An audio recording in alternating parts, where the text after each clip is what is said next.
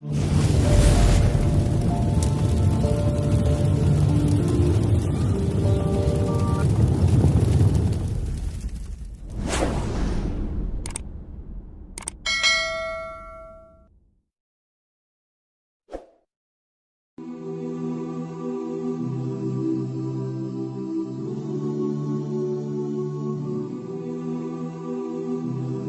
besar dunia banyak yang hilang selama-lamanya kalau jatuhnya di kutub utara atau selatan.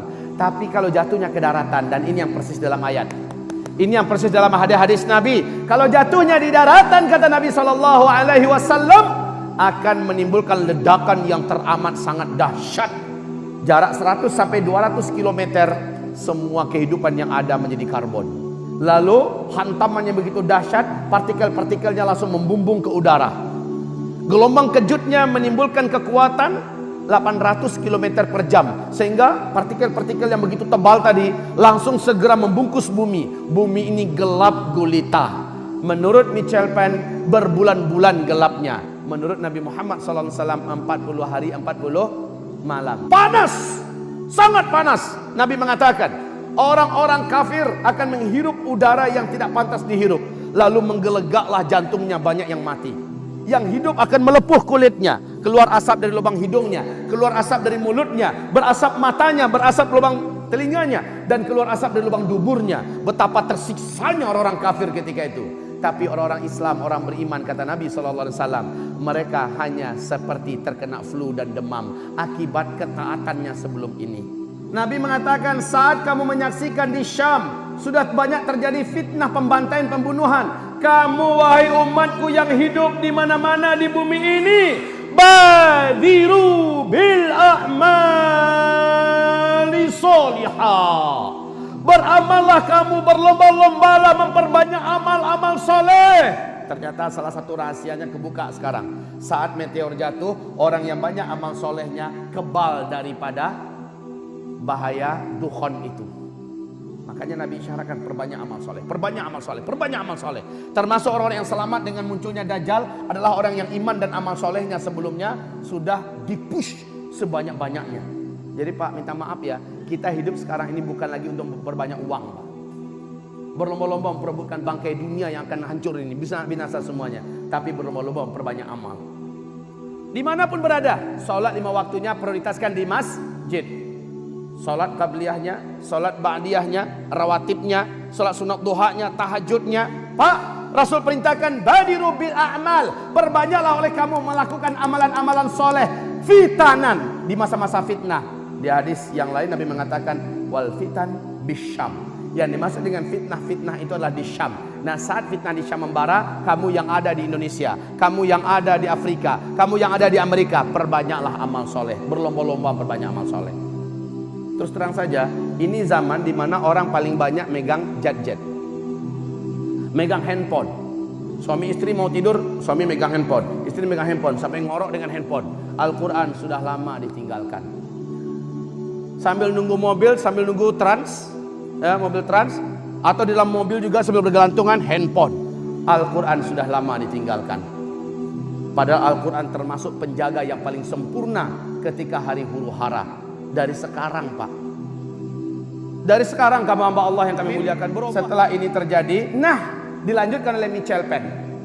Michel Penn melanjutkan bahwa ketika meteor ini menghantam bumi, meteor itu mengandung siderite. Apa yang disebut dengan siderite? Kandungan zat besi, Pak, yang padat. Saat dia menghantam atmosfer bumi kita, terjadi dentuman yang sangat besar, seluruh bumi bisa mendengarkan. Dentuman ini dan pergesekannya yang radikal dan keras untuk menembus atmosfer kita menyebabkan dia terbakar bagian luarnya. Serpihan-serpihan kecilnya inilah yang akan menjadi hujan meteor kecil-kecil itu. Kayak di film 2012, kayak di film Deep Impact dan sebagainya. Kayak seperti di film Armageddon. Baik kaum muslimin, ini sebuah ilustrasi yang benar-benar sesuai dengan ayat dan hadis kaum muslimin. Kemudian kata beliau, siderite tadi, kandungan zat besi yang ada pada meteor ini akan menimbulkan medan magnet yang sangat kuat. Akibatnya semua besi-besi yang ada di bumi, semua benda-benda logam yang ada di bumi terinduksi. Lalu mesin mobil kita dari besi enggak? Satu komponen dengan komponen yang lain sudah terinduksi dan saling lengket, Pak. Di starter mobil udah nggak bisa jalan.